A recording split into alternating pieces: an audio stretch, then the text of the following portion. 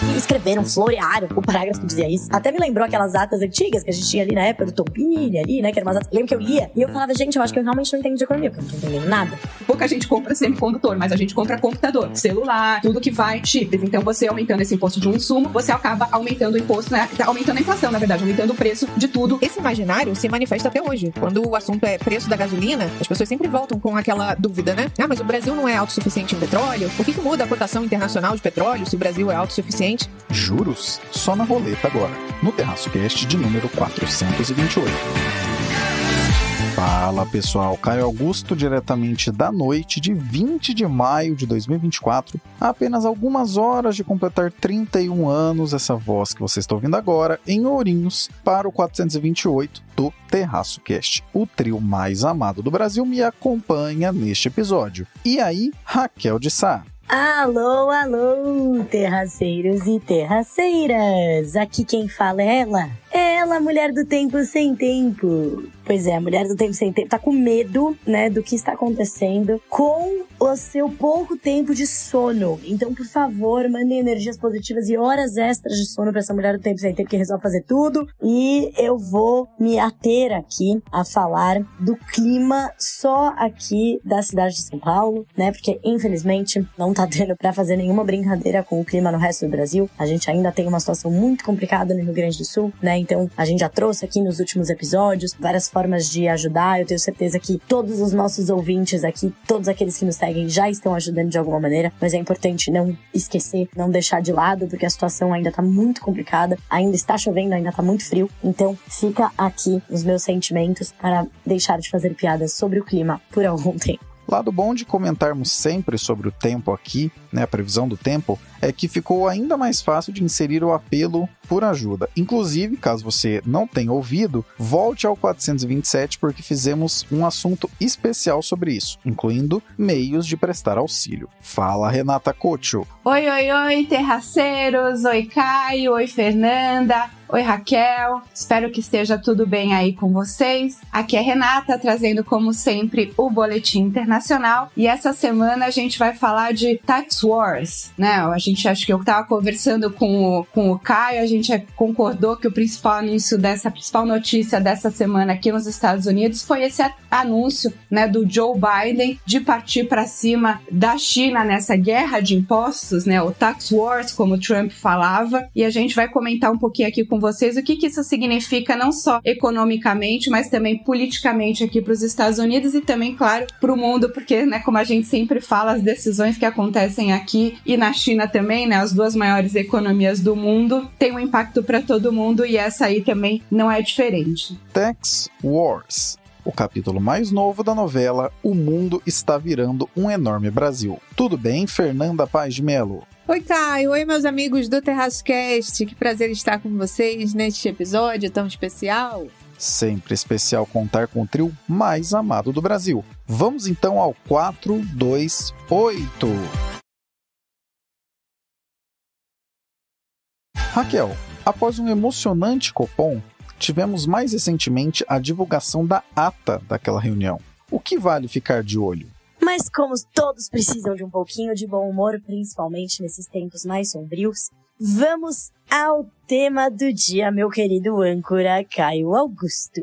Esse tema é a ata, gente. A ata do quê? A ata da última saída aqui com as minhas amigas, a ata da que a gente ficou lá discutindo, né? Falando sobre a vida, aqueles encontros que depois que você sai, né? Tem o quê? Vai no grupo, aí tem telefone de terapeuta, tem telefone de cartomante, astrólogo, né? Livros sobre meditação.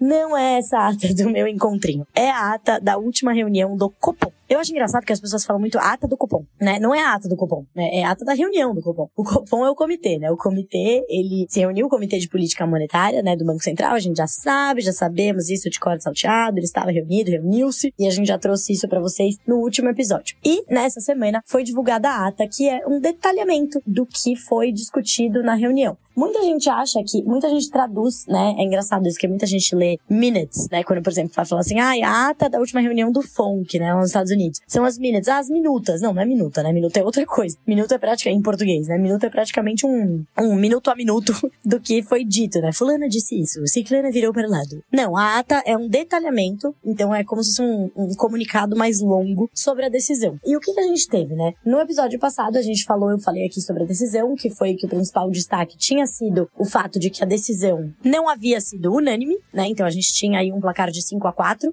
com 5 diretores votando por uma queda de 0,25, que foi o que foi efetivado, e 4 diretores votando por uma queda de 0,5, e saíram aí perdendo. E isso é que tinha chamado muita atenção. E eu falei, bom, vamos aguardar a ata para ver se tem mais detalhes de por que isso aconteceu. E, de fato, o que a ata ela trouxe? Eu lembro que eu falei, né, até no último episódio, existiam, sim, argumentos argumentos técnicos o suficiente para se dizer que rolava, sim, manter o ritmo, né? Manter o ritmo de redução, manter em 0,5. Até porque muito do que a gente tinha visto no começo do mês, na verdade, no meio de abril ali, que o mercado deu uma virada, que a gente teve, né, a curva de juros, né, lá nos Estados Unidos, as expectativas dos juros no futuro subindo, a gente teve o dólar subindo muito no mundo, né, o real perdendo muito valor e tudo mais, grande parte disso estava se revertendo. Então, quando foi a reunião do Copom, até tinha meio que assim, foi um sustinho, acho que tá tudo bem, acho que o cenário não mudou. Então, tinha esse lado mais técnico. Mas qual foi a justificativa que foi incluída na ata? Na ata, a justificativa foi, olha, sim, tivemos um dissenso e os diretores que votaram por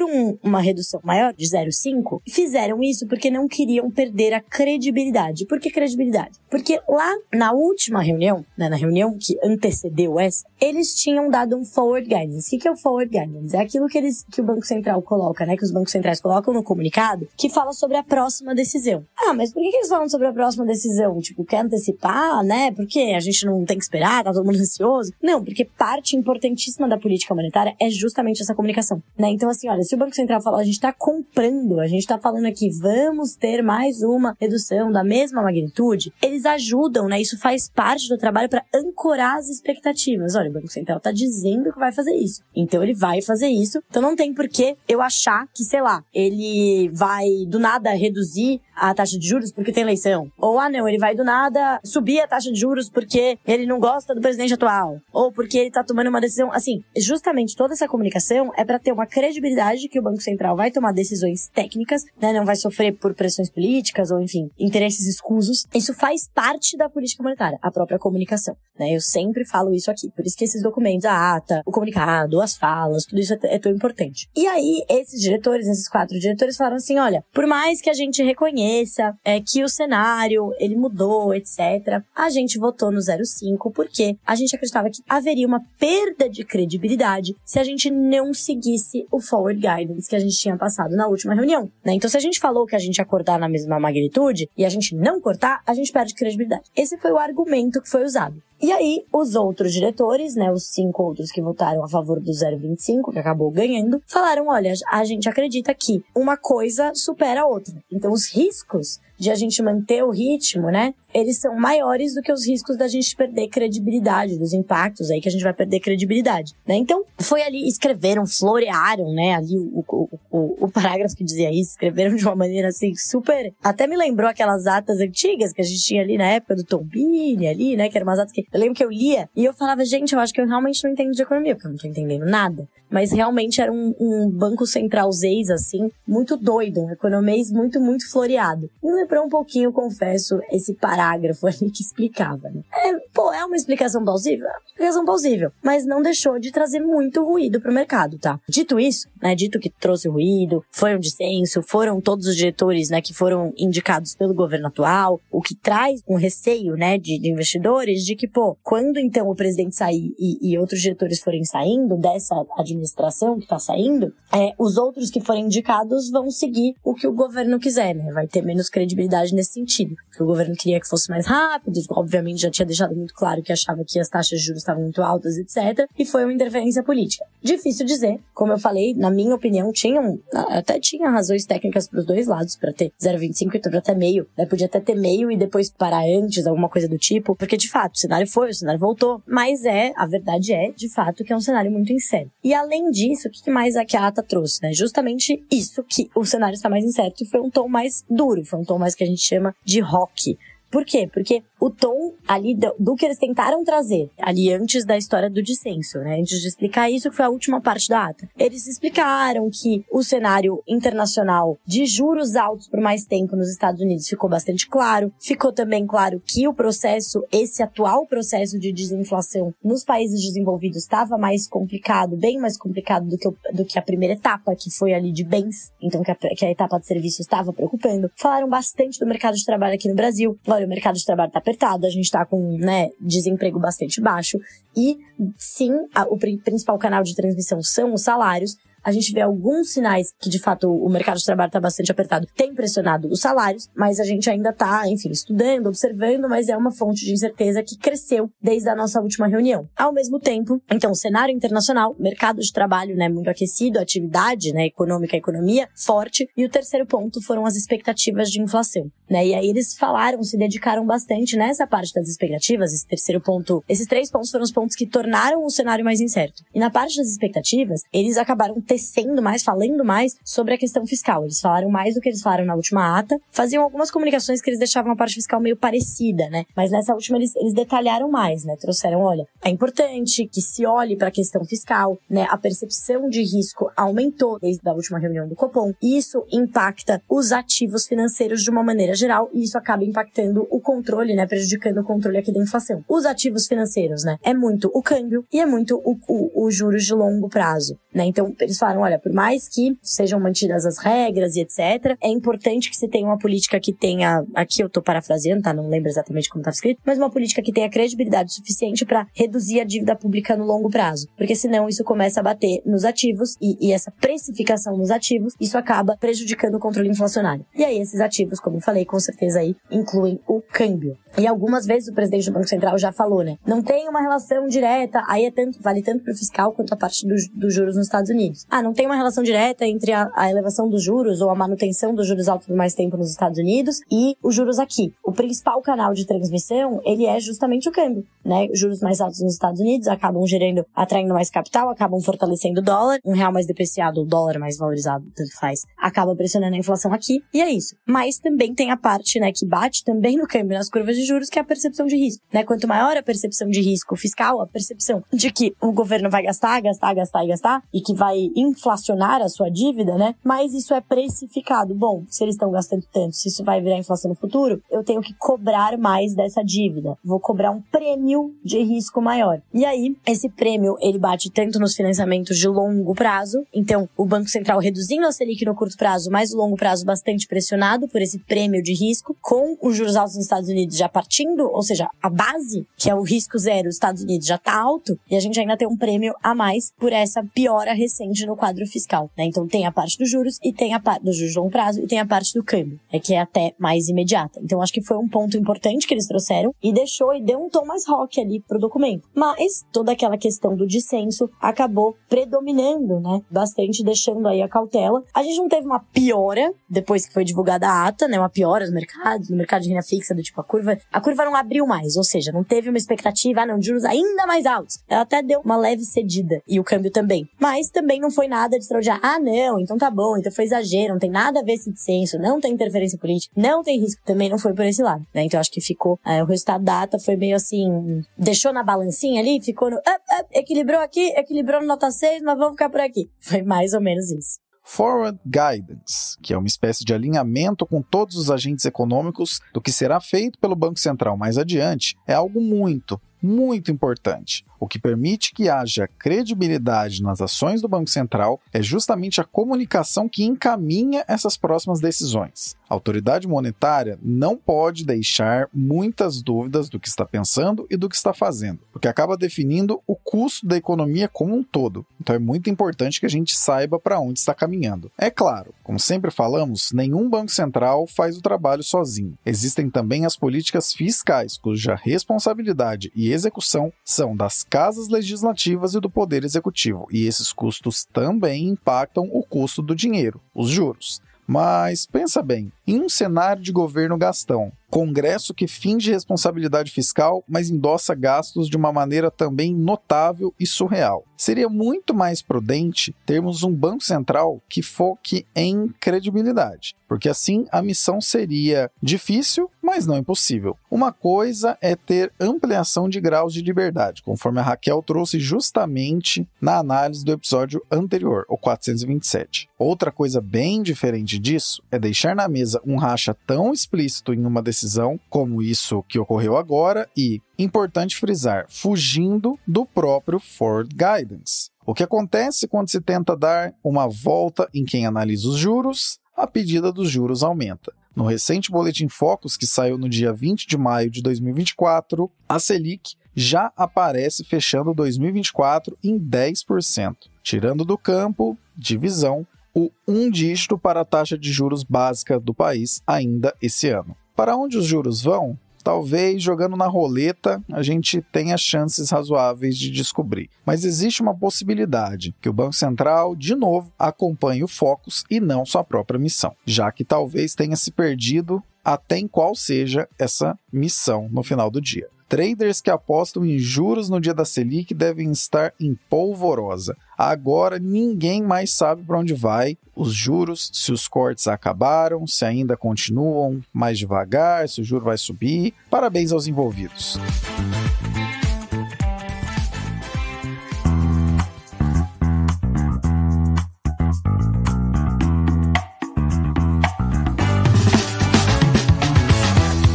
Na nossa Linktree todos os meios possíveis de acompanhar o Terraço Econômico, nossas redes sociais, parcerias ativas, e-books e até mesmo como você pode cadastrar seu e-mail para receber nossa newsletter semanal, a Reflexionários. Então, para resumir a ópera, não deixe de visitar nossa Linktree. Esse link está na descrição desse episódio.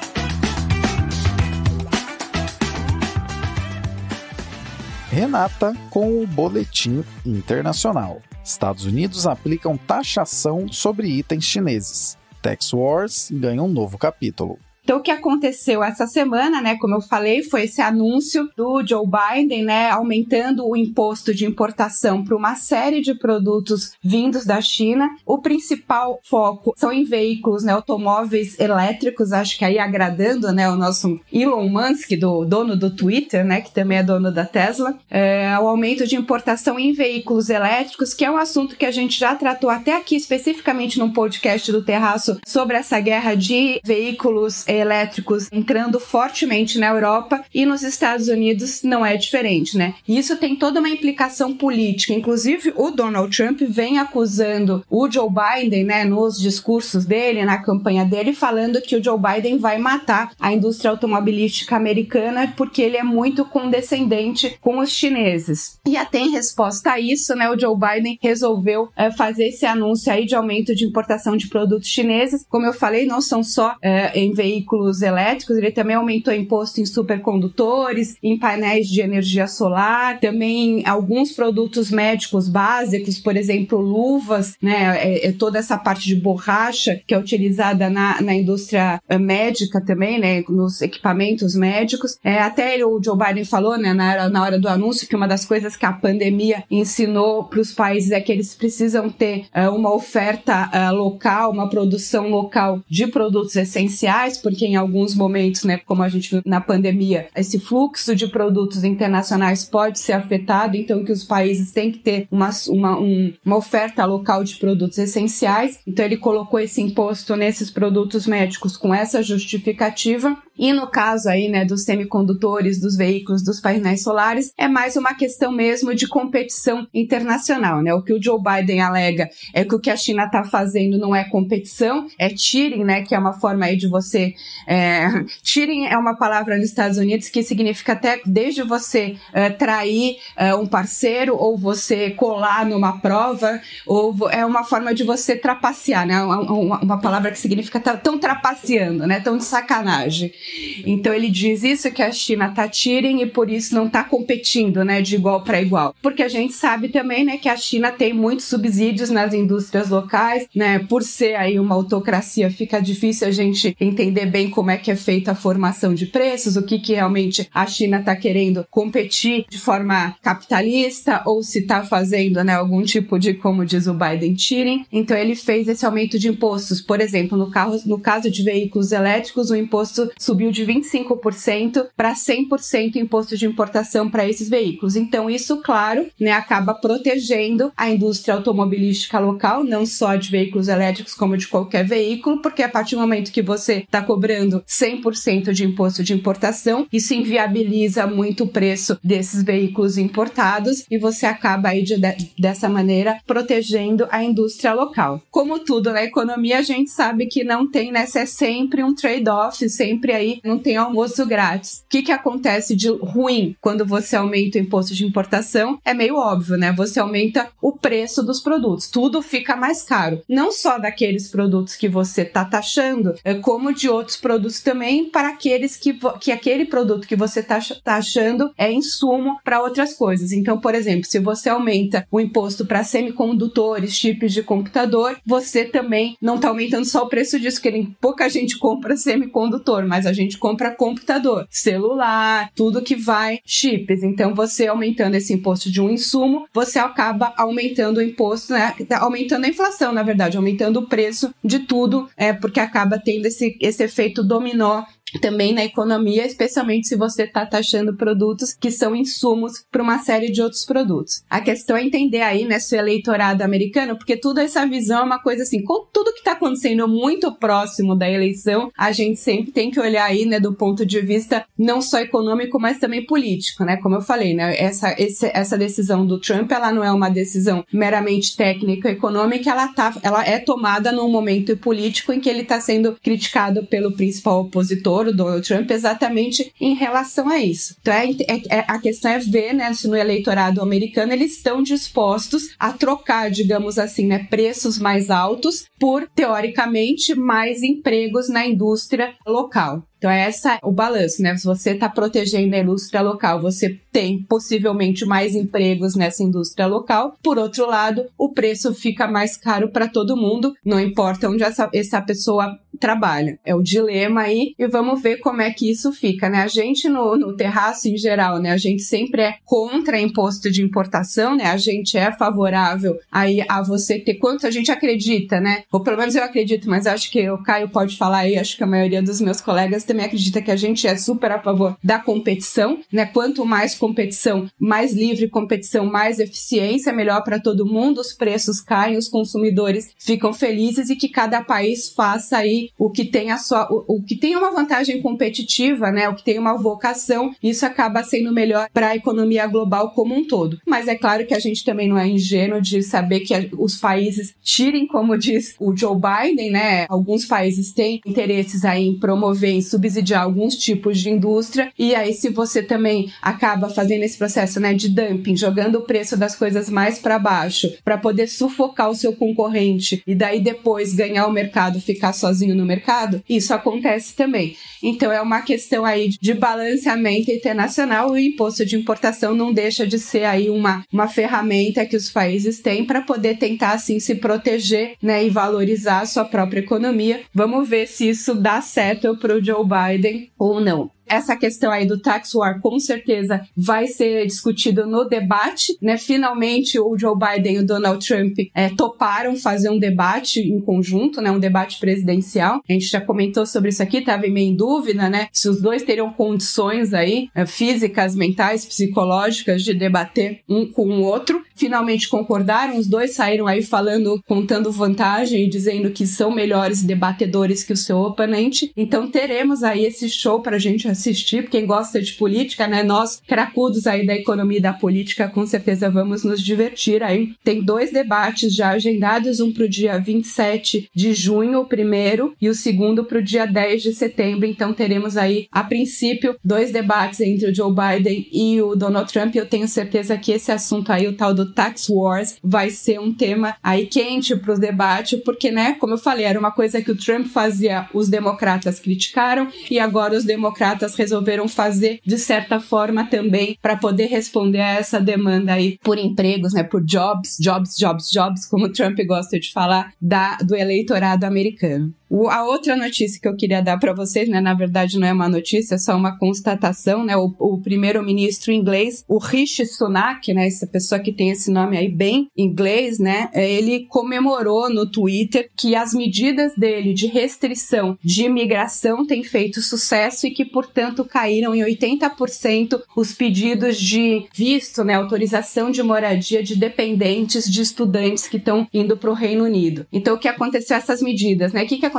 Muita gente vai estudar na Inglaterra, né, no Reino Unido, e essas pessoas que conseguem visto de estudante, elas conseguiam também visto para família. Então, para a pessoa ia fazer um doutorado, um MBA, alguma coisa assim na Inglaterra, ele queria levar a família. E aí ter, né, todos os direitos ali da família como pessoas que estão legalmente morando no Reino Unido. O Rishi Sunak resolveu diminuir muito desses vistos, né? As pessoas querem vir estudar na Inglaterra, venha, mas não vai trazer a cambada toda, é meio isso que ele falou. Ele está comemorando isso, né? Essa diminuição de pedidos de imigração para o Reino Unido. Eu acho aí, pessoalmente, uma bobagem isso, né? Uma coisa assim, tipo, você pode até querer restringir imigração indesejada no seu país, de pessoas aí que estão ligadas a organizações terroristas. É claro que ninguém quer esse tipo de gente, né? Terroristas no seu país. Agora, pessoas que estão vindo aí, familiares de gente que está vindo para estudar, né? Em geral, em pós-graduação, a maior parte, né?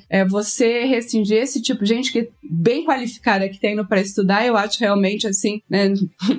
De uma ignorância, mas enfim, né? Isso faz parte do mundo que a gente vive, né? Essa xenofobia, esse ódio com relação à imigração, à estrangeira, essa coisa de que, nós aqui, nosso povo é melhor. E a gente já viu, né, que o próprio Brexit não trouxe bons resultados, e isso aí também, para mim, é algo para se lamentar e não para se comemorar, mas o primeiro-ministro da Inglaterra estava aí comemorando e a gente achou que valia a pena comentar isso aqui no Terraço Cast também. Quem diria que o tal America First do Trump viraria realidade com Joe Biden? Essa notícia talvez não seja tão novidade assim, principalmente se você já acompanha esse podcast há tempo suficiente. Mas vale ser trazida para a mesa por ser a continuidade do enorme movimento de desglobalização que o mundo observa desde meados da pandemia, no qual todo mundo está reduzindo a produção na China e colocando uma imensidão de subsídios para produzir internamente. Algo que aqui no Brasil sabemos que acontece há muito, muito tempo com setores que sabem chorar direitinho por uma eterna proteção, mas que em regiões desenvolvidas do planeta não acontecia há muito tempo. E, aparentemente, existe um apelo mágico hoje em dia por esse tipo de medida. Abre aspas, é só complicar a entrada do produto chinês que a gente vai vencer aqui, fecha aspas, é o tipo de frase que ouvimos há um tempão no Brasil. Na verdade, não só sobre produtos chineses, mas sobre importados de qualquer natureza. E em se tratando de certos setores, o europeu médio e o americano médio passaram a ouvir e até a apoiar esse tipo de coisa recentemente. A única real novidade que temos nessa notícia é que, em uma atitude forte como essa de Biden, o tal receio do Trump voltar e subir barreiras comerciais pode ser jogado fora, porque isso simplesmente já acontece agora.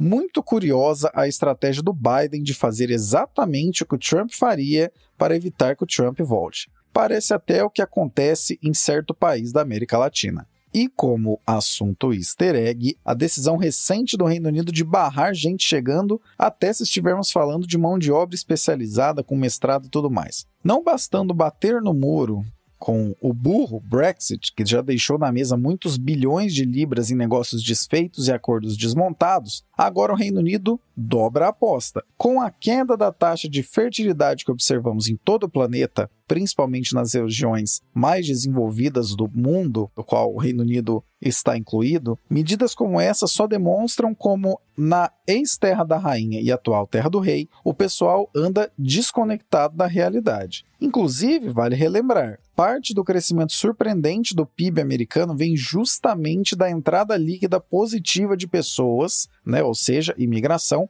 que tem sido um fator que acaba impulsionando o crescimento lá no Tio Sam. Se algumas pessoas dizem que a Europa é um museu a céu aberto, o Reino Unido vai a cada dia forçando a barra para se tornar um daqueles bem abandonados e que, se o telhado cair em alguma parte, muito menos gente do que parece irá notar. Como pode ser essa a estratégia populista de alguém que quer continuar no poder?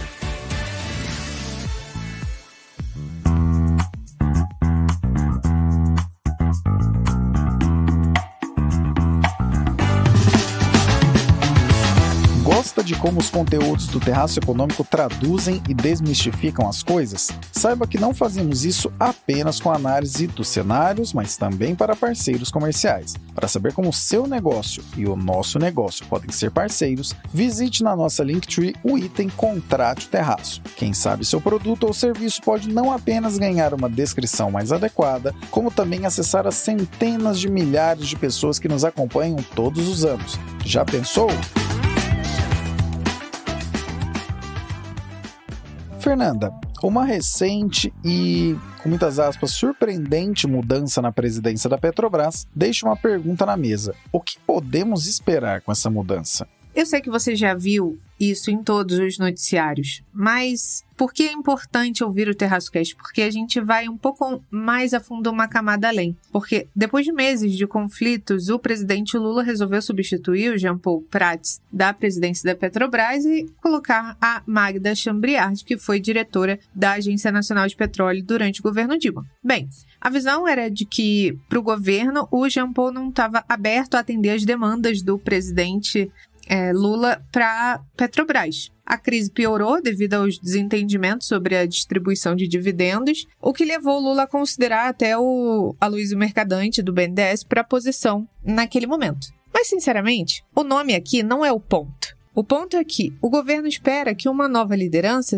esteja mais em sintonia com o Planalto. Como a União é a maior acionista da Petrobras, os assessores presidenciais defendem que as decisões estratégicas da Petrobras sejam parcialmente compartilhadas com o executivo. Então, a mudança representa mais uma tentativa de influenciar, uma tentativa governamental de influenciar a empresa. Porque o foco aqui foi no mais uma. Porque isso não surpreende. A Petrobras sofre intervenções, não é de hoje. Acho que está no imaginário de todo brasileiro aquela frase, o petróleo é nosso, que chama um sentimento nacionalista. A Petrobras surgiu justamente numa campanha nacionalista durante a era Vargas, com a missão de elevar o Brasil a um status de país produtor de petróleo. E esse imaginário se manifesta até hoje. Quando o assunto é preço da gasolina, as pessoas sempre voltam com aquela dúvida,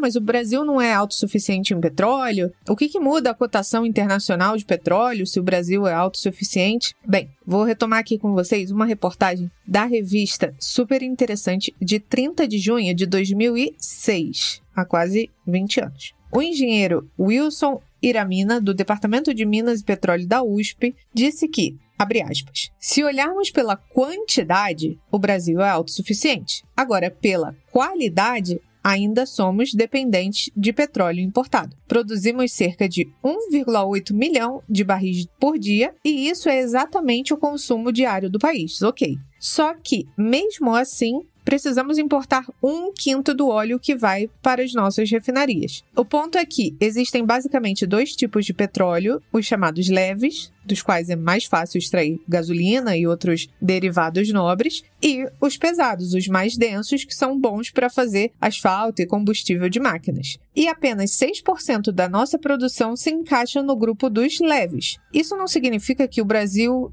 só é autossuficiente em asfalto. Dá sim para extrair bastante gasolina a partir do petróleo pesado. A diferença é que sai mais caro. E tem outra a maior parte das nossas refinarias é configurada para processar óleo leve. O governo construiu antes das nossas grandes reservas de petróleo pesado começassem a ser exploradas nos anos 90, e a Petrobras, então, tem que misturar o óleo daqui com o importado para ter como refiná-lo. Fecha aspas. Naquela época, 2006, a promessa era que a modernização das refinarias e a descoberta de novos campos de óleo leve, com isso, o Brasil não precisaria importar mais nada até 2010. Veja bem, quem viveu sabe, né, que essa história das refinarias fez, digamos, um pouco mais de barulho. Mas a ideia de que o Brasil não deveria ser influenciado pelos preços internacionais parece que ficou enraizado. E desde a sua criação, se a gente for parar para pensar, desde a criação da Petrobras, muita coisa mudou. Do programa Proálcool,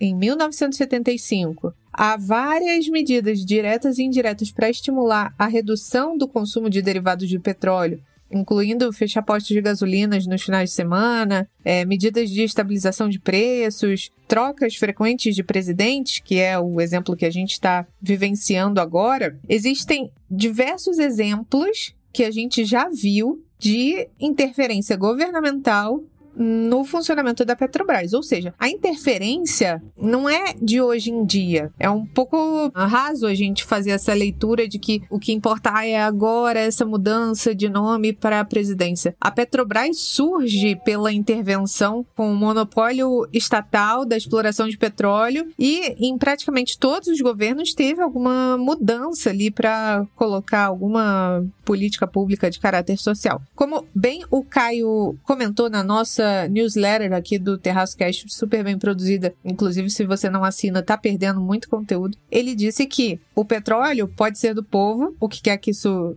venha significar, mas a Petrobras é invariavelmente de quem tiver a caneta do executivo nas mãos. Essa pessoa, com qualquer intenção que venha ter, muda os rumos da empresa na hora que quiser. Muito bem, Caio, você resumiu todo esse momento que a gente está vivendo. E, logo em seguida dessa intervenção de agora, dessa mudança de presidência, as ações da Petrobras caíram e a estatal perdeu 35,5 bi de valor de mercado em uma sessão. Alguma dúvida que a incerteza aumenta consideravelmente a percepção sobre o risco no futuro sobre a empresa? Então, é basicamente sobre isso que a gente fala de intervenção, as consequências da intervenção sobre o futuro, né? Causa incerteza, aumenta a percepção de risco. Então é mais ou menos por aí. Não é nenhuma novidade que a Petrobras sofreu e provavelmente sofrerá de intervenção governamental, até porque o governo detém a maior parte das ações da companhia, mas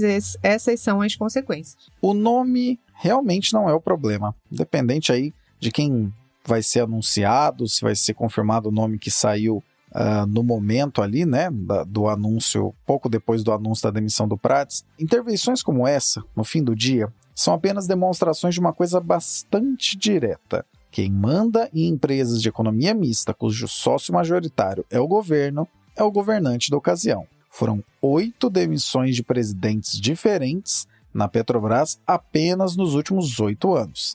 E mesmo o Prates tendo até abrasileirado os preços, não resistiu lá. Aliás, importante relembrar, tivemos um episódio especial sobre o tal abrasileiramento de preços de combustíveis aqui no Terraço Cast. É o de número 376, de nome Urgência no Fiscal, Sossego na Petrobras, que foi ao ar em maio do ano passado, maio de 2023. Petrobras seguirá sendo lucrativa porque empresa de petróleo, já dizia John D. Rockefeller, é a melhor coisa do mundo quando bem gerida e a segunda melhor coisa do mundo quando mal gerida. Em todo caso, não tenha dúvida, independente de qual seja o presidente do país, essa pessoa mandará na Petrobras e trocará o que quiser quando quiser. Se a ideia de quem tem a caneta mais poderosa no poder executivo for de vender ativos para fazer caixa e distribuir dividendos, só ficará na cadeira quem colocar isso em prática. E se a ideia for tocar refinarias novas e antigas, independente da viabilidade econômica dessas refinarias, mas porque agradam certos compadres do presidente da ocasião, é isso que terá que fazer quem quiser se manter no cargo da presidência da Petrobras. Falamos com maior profundidade sobre isso em uma recente edição da Reflexionários, como bem a Fernanda destacou. Manda quem tem a caneta do executivo. E rumos de longo prazo, caso você acredite nisso, duram no máximo 1 mandato ou 2. Fica aí a pergunta: qual terá de ser o prêmio de risco suficiente para compensar que investidores relevantes, sobretudo estrangeiros, não saiam da empresa? Os próximos anos nos dirão, e o preço da ação, idem. Vamos nos despedindo do trio mais amado do Brasil, aquelas que sempre trazem análises simples, mas não simplistas, e o fizeram novamente neste 428 do TerraçoCast. Obrigado, Raquel. E é isso, Caio Augusto. É isso, minhas queridas companheiras de podcast. Tarda, mas não falha. Meu oi e tchau vem junto, né? Na despedida. E é isso, nos vemos, alunos nota 6. Não, espero que não, gente. A gente aqui é tudo aluno nota 10, de graduação, de mestrado, de doutorado, de tudo, de vida, né? De amigo, de podcast. Aqui é tudo nota 10, tem nada de nota 6. Obrigado, Renata. Semana que vem eu volto aí com mais notícias e análises no Boletim Internacional para vocês, tá bom? Um beijão e até lá. E obrigado, Fernanda. Meus queridos terraceiros, muito obrigada por ter escutado mais um episódio. É um grande prazer participar deste podcast. E a gente se vê lá pelas redes sociais. Meu @sigafefa. Você me encontra por lá. Valeu, até semana que vem. Você que sempre nos acompanha, que tal trazer mais gente para ouvir e também acompanhar o TerraçoCast? Não deixe de enviar esse episódio para alguém que também queira ficar por dentro das discussões relevantes a nível doméstico e internacional. Abraços pelas ondas sonoras. Continuamos a prosa no próximo episódio.